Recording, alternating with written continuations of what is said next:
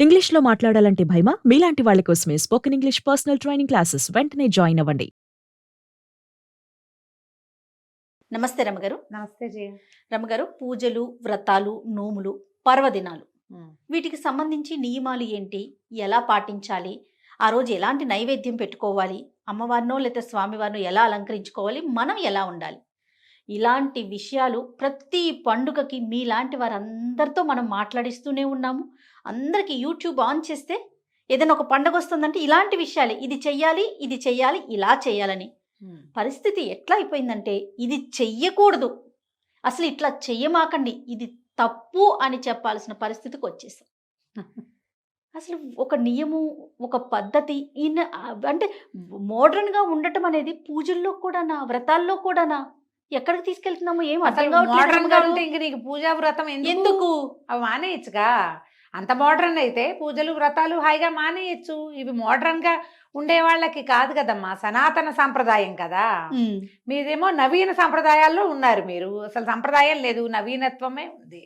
మరి ఇప్పుడు పాత పద్ధతులైన వాటిని మీరు ఎందుకు చేయాలి అనేది ఎవరికి వాళ్ళు ఆలోచించుకోవాలి చేయ. ఇప్పుడు ఏదైనా పండగ గురించి మాట్లాడామనుకో, నువ్వు గమనించు, అందరూ గమనించుకోవచ్చు. ఇది కామెంట్స్లో ఇది కూడా మాకు తెలీదా, మీరు చెప్పాలా ఏంటి, ప్రతి పండక్కి మీ గోల మీరేం మాకు తెలీదా, మాకు తెలీదా ఇది అవును రమ్మగారు అని రాస్తారు.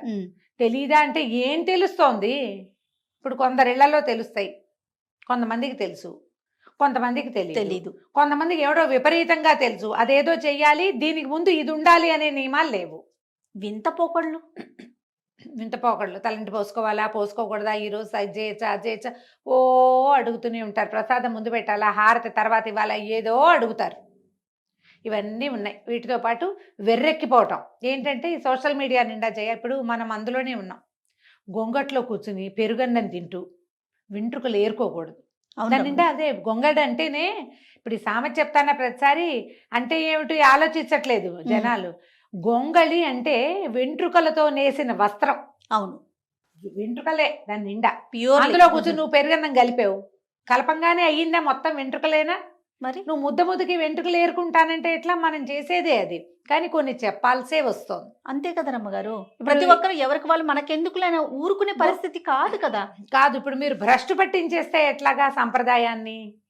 ఎక్కడికో పోతుంటే ఎలాగమ్మా? మరి ఇప్పుడు మనం చూస్తామా ఏంటో, వాళ్ళ ఇళ్లలో ప్రతిసారి చెప్తాం మీ ఇంట్లో లేకపోతే చెయ్యొద్దు, మీ ఇంట్లో ఉంటే చెయ్యండి ఒకటి. రెండోది, పోనీ ఎవరినైనా గురువు గారినో ఎవరో ఒక పెద్దవారినో ఆశ్రయించి వారు చెప్పిన మాట విని వాళ్ళు చెప్పిన రకంగా పద్ధతి ఏటా అదే చేసుకోండి. రెండోది. మూడోది ఏం చెప్తున్నాం, ఈ ఏడాది ఒక వేషం, వచ్చే ఏడాది ఇంకో పిచ్చి వేషం వేయద్దు, వేరే వేరే రాష్ట్రాలు వేసినట్టు ధూపాలు వేయండి, నాట్యాలు చేయండి, అలాంటివి చెప్తున్నామా? ఇది సంప్రదాయం కాదు, మనది కాదు, మన ప్రాంతాలది కానిది చేయకూడదు. అట్లా పూజల్లో మీరు ఈ ఫ్యాషన్ని చొరపెట్టద్దు. ప్రత్యేకమైన వస్త్రధారణ అనేది చెప్పటం జరిగింది రమ్మగారు. ఎందుకు లేదు సాంప్రదాయ వస్త్రం? ఎప్పుడు మిమ్మల్ని ఒక క్వశ్చన్ అడగాలనుకుంటానండి. ఆలయాలకి దర్శనానికి వెళ్ళేటప్పుడు కానీ ఇంట్లో ప్రత్యేకమైన పూజలు చేసేటప్పుడు పట్టు వస్త్రాలే ఎందుకు కట్టుకుంటాం రమ్మగారు? ఎందుకంటే అవి పవిత్రమైనవిగా భావిస్తామమ్మా. వాటికి తడి పొడి మట్టి అంటదు, అందుకని పట్టు వస్త్రాలు చెప్తారు. లేదా ఉతికి ఆరేసిన బట్టలు, మడికి పనికొస్తాయి పట్టు బట్టలు. అది పత్తితో నేసినవి కాదు కదా. అవునులేండి. పట్టు అనేసరి కల్లా కాటన్ కాదు, అందుకని సిల్క్ కదా, అది పురుగు నుంచి వస్తుంది, అందుకు అది మంచిది, మడికి పనికొస్తుందని. ఇప్పుడు మీరు శుద్ధంగా అంటే చాలా మంది అడుగుతారు, భోజనం చేశాక ఇప్పుడు మనం ఏదో పార్టీకి వెళ్ళాం, భోజనం చేసాం, ఆ చీరని సాయంత్రం వచ్చాక మడత పెట్టి లోపల పెట్టాం. ఆ చీర పనికిరాదు దేవాలయానికి వెళ్ళడానికి. నువ్వు అన్నం తింటావు కదా ఆ చీరతోటి, దాని మీద ఒక టమాటా సాసో, ఒక మెతుకో, ఒక కొబ్బరి ముక్కో, ఏదో ఒకటి పులుసో, సాంబార్ తింటారు, రసాలు తాగుతారు, సూపులు తాగుతాం. ఓడి రాపైనా పడుతుందా? పడతా? అబ్బాయి మేము బాగా తింటామండి, నువ్వు చక్కగా తింటావు, మీ పక్కవాడు ఎవడో ప్లేట్ పుచ్చుకెళ్తాడు, ఆ ప్లేట్ నీ చీరకు రాసుకునే పోతుందా? అన్నం అంటిన బట్టలతోటి పవిత్రమైన స్థలాలకి వెళ్ళకూడదు, ఆ చీర కట్టుకుని మళ్ళీ పూజలకి కూర్చోకూడదు, పేరెంటాలకి వెళ్ళకూడదు. నువ్వు మళ్ళీ ఇలాంటి పార్టీకి పోతానంటే పో, కానీ పూజ చేసేటప్పుడు ప్రత్యేకంగా చెప్తాం, ప్రతిసారి శుభ్రమైన వస్త్రాలు, పట్టే కాదు ఉతికినవి శుభ్రమైన బట్టలైనా కట్టుకోవాలి. అమ్మ ఒంటి నిండా గుడ్డుండాలమ్మా, మెయిన్. ఇది చెప్పాలా మీకు చెప్పాలా? అసలు నాకు అర్థం కాదు, చెప్పాలా ఇది? మీరు ఒంటి నిండా బట్టలు వేసుకోండి అని మీకు ఎవరైనా చెప్పాలా? అది కూడా చెప్పించుకునే స్థితికి వస్తే మీరు మనుషులుగా ఏ లెవెల్లో ఉన్నట్టమ్మా? కొంచెం ఆలోచించుకోవద్దా? ఆలోచించుకో. అవును రమ్మగారు. ఓ పెద్దవారిని చూడ్డానికి వెళ్తారు. ఆ. ఏ పెద్దవారి దగ్గరికి కాలు మీద కాలు వేసుకుని కూర్చోటము, మోకాళ్ళు కనపడేలాగా, ఛాతీ కనపడేలాగా, భుజాలు కనపడుతుంటే అవతల వాళ్ళకి నీ పట్ల ఎలాంటి వాళ్ళ భావాలు మార్చుకోవాలి కాదు, వెగటుగా కనపడతారు మీకు మీరు. వాళ్ళు సరైన వాళ్ళు కాదని మీరు అనకూడదు. మిమ్మల్ని ప్రపంచమంతా చూస్తోంది ఇప్పుడు. ఎందుకంటే మనం ఒక చోటుకి వెళ్తే ఆ ఒక చోటనే ఉండలేదా, వెంటనే కెమెరా పెడతాం, దాంట్లో మనం చూపిస్తాం, వెంటనే దాన్ని అప్లోడ్ చేస్తాం. ఒక అరగంటలో 100 వస్తాయి. నువ్వు ఆ బట్టలు వేసుకున్నావేంటి, జుట్టు అట్లా ఎందుకు విరబోసుకున్నావు, ఆ వస్తువులు పెట్టుకున్నావేంటి, పెద్దాల దగ్గరికి వెళ్ళేటప్పుడు బాగా వెళ్ళొద్దా, గుళ్ళోకి ఇలాంటి బట్టలు వేసుకెళ్తావా, పరిస్థితి అలా అడిగితే నీ బుద్ధి మార్చుకోండి, మీ బుద్ధులు సరైనవి కాదు, మీరే సరిగ్గా. వాళ్ళు సరిగ్గా లేరా, నువ్వు ఉన్నావా సరిగ్గా? నీ లోపల ఒక ప్రశ్న ఉందా, అసలు నీకు ఉందా? అలా చేయకూడదు అనే భావన కూడా రావట్లేదు. సమస్య అది. ప్రధానంగా మనం కొన్నిటికైనా ప్రత్యేకంగా ఇక్కడ మనం సరిగ్గా ఉండాలి. సరిగ్గా అంటే వాట్ ఈజ్ సరిగ్గా. ఇతరులకి మన పట్ల ఆకర్షణో లేకపోతే వాళ్ళు మళ్ళీ చూసే విధంగానో మనం ఉండకూడదు.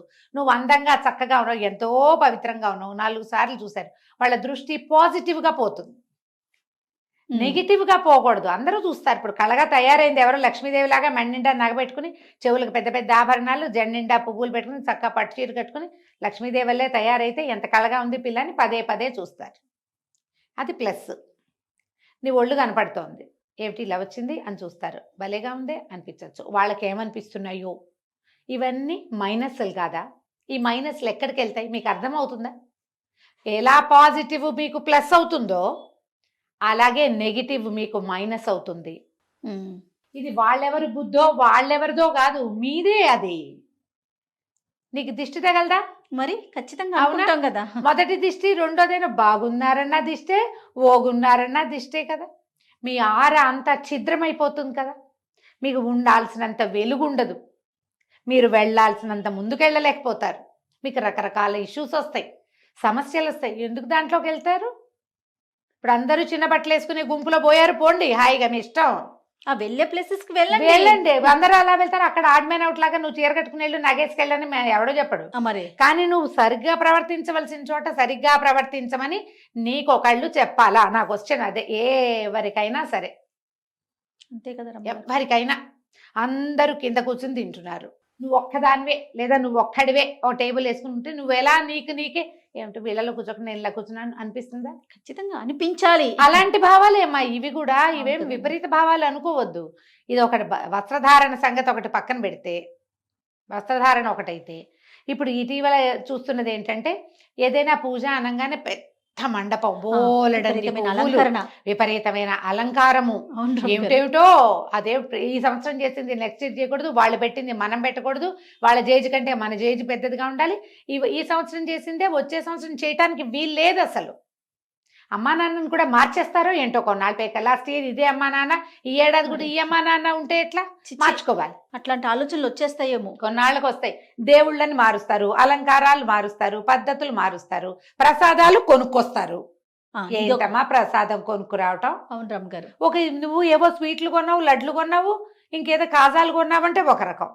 అమ్మవారి నివేదనకి నువ్వు ఇంట్లో బోళ్ళంతా అలంకారం చేసుకుని, నువ్వు చేసుకొని నీ అంతటా నువ్వు అలంకరించుకుని, అమ్మవారిని అలంకరించి, ఒక్క ముద్ద నీ చేత్తో ఓ పాయసం ఓ పులిహోర చేసి పెట్టవు ఇంట్లో, దానికి కూడా ఒళ్ళం కదా మీకు.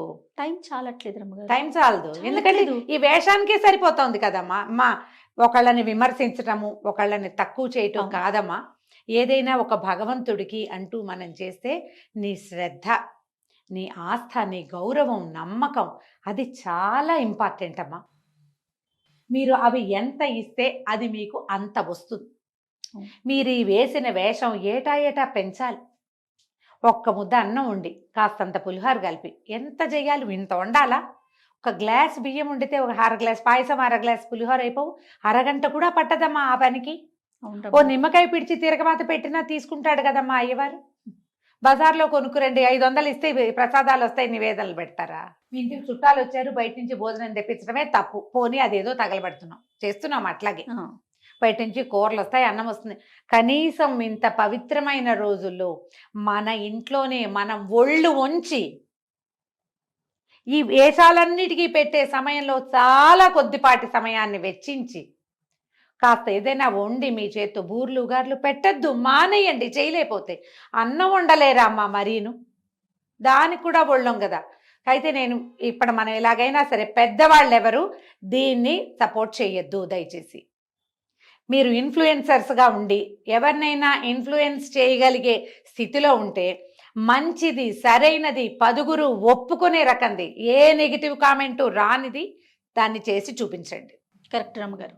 మీరు పెద్దవాళ్ళు, మిమ్మల్ని జనం గౌరవిస్తున్నారు, అందరూ చూస్తున్నారు, లక్షల్లో వ్యూస్ వస్తున్నాయి.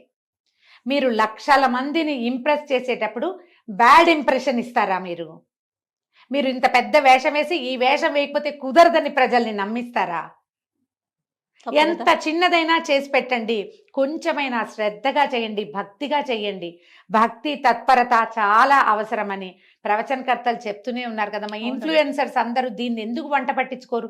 వ్యూస్ కోసం మీరు ఏం చూపించినా చూస్తున్నారు కదమ్మా జనము. మీరు ఏం చూపించినా, నేను అక్కడికి వెళ్ళాను, నుంచున్నాను, కూర్చున్నాను, భోజనం చేశాను, అన్నీ చూస్తున్నారుగా. మీరు మంచి ఎందుకు చెయ్యరు? మిస్లీడ్ చెయ్యొద్దు దయచేసి. దీంట్లో ఈ సనాతన ధర్మాన్ని కూడా మన ఈ వ్యూస్ కోసం వాడుకోండి ధారాళంగా, కానీ ధర్మాన్ని భ్రష్టు పట్టించే విధంగా మాత్రం చెయ్యొద్దు దయచేసి. ఇందులో ఇప్పుడు మళ్ళీ చిన్నపిల్లల వ్రతాలు, నాకు ఒక 5-6 ప్రశ్నలు వచ్చినాయి జయ. పిల్లలే అడిగారు, మేము తోరం కట్టుకోవచ్చా, అమ్మాయి పెళ్లి కాని పిల్లలు తోరాలు కట్టుకోవచ్చా, పెళ్లి కాని పిల్లలు పూజ చేసిన కాసు కాదు, పూజ కాదు, కాసు కట్టుకోవచ్చా అని. కట్టుకోవచ్చమ్మా అని చెప్పు. ఈ ప్రశ్నకి దాని ముందంతా పూర్వోత్తరాలు నాకు తెలియదు. వాళ్ళ అమ్మగారు పూజ చేసుకుంటే ఆ పిల్లకి మెళ్ళో ఆ లక్ష్మీ కాసు కడతారు అని అర్థమైంది నాకు. ఇంకా ఎలాంటి ఐడియాలు ఉన్నాయో మనకు తెలియదు. ఈ పెళ్లిగాని పిల్లలు పూజ చేయటం, ఆ తర్వాత పెళ్లి చేసుకోబోయే వాళ్ళతో కలిసి పూజలు చేసేయటం, పీటలు ఎక్కేయటం, గృహప్రవేశాలు చేసేయటం, ఏమిటది? పెళ్లి తగలబెడండి, ముందు పెళ్లి చేసుకోండి. ముందు ఒక పక్కన కూర్చుని పీటలు ఎక్కాలంటే అతనితో తొలిగా పెళ్లి పీటలు ఎక్కాలమ్మా.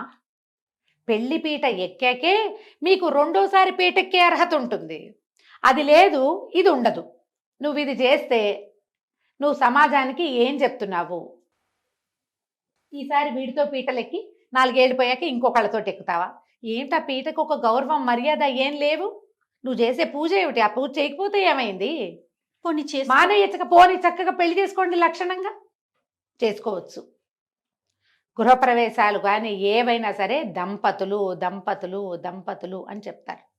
దాంపత్యం అంటే మీరిద్దరూ ఎక్కడో కలిసి ఉండటం కాదు, మీకు శాస్త్రవిహితంగా వివాహం అవటం. ఈ శాస్త్రంలో మనలాగా ఇప్పుడు సివిల్ మ్యారేజ్ మనం చేసుకుంటాం, వాళ్ళంతా యజ్ఞం హోమం చేసి ఓ బ్రాహ్మణాయన కూర్చుని, అదే కాదమ్మా. అదనే కాదు, మీరిద్దరు నలుగురు ముందు ఒక దేవాలయంలో అయినా ఓ తాళి కట్టడం, ఓ నలుగురు పెద్దవాళ్ళైనా, ఒక బ్రాహ్మడో ఏ పురోహితుడో ఎవరో ఒకళ్ళ పూజ చేసినైనా మిమ్మల్ని ఆశీర్వదించటం, నలుగురు పెద్దవాళ్ళు మీ నెత్తి మీద అక్షంతలేయటం, లేదా మిమ్మల్ని బ్లెస్ చేయటం, ఏదైనా కానీ ఏదైనా ఇలాంటిది ఏదైనా జరిగితేనే మీరు దంపతులు అవుతారు. మీ ఇద్దరు కలిసి ఉంటే కాదు. మీరు 100 సంవత్సరాలు కలిసి ఉన్నా మిమ్మల్ని దంపతులు అనడానికి వీల్లేదు. మీరు కలిసి ఇలాంటివి చేయడానికి వీల్లేదు. వీళ్ళని ఇప్పుడు కొన్నిటిని చూస్తాం, బాయ్కాట్ దట్టు, బాయ్కాట్ దిస్సు చూస్తూ ఉంటాం. ఒక యాక్టర్ ఎక్కడైనా చెడ్డగా మాట్లాడారనుకో జయ, వెంటనే వాడిని బాయ్కాట్ అంటారు.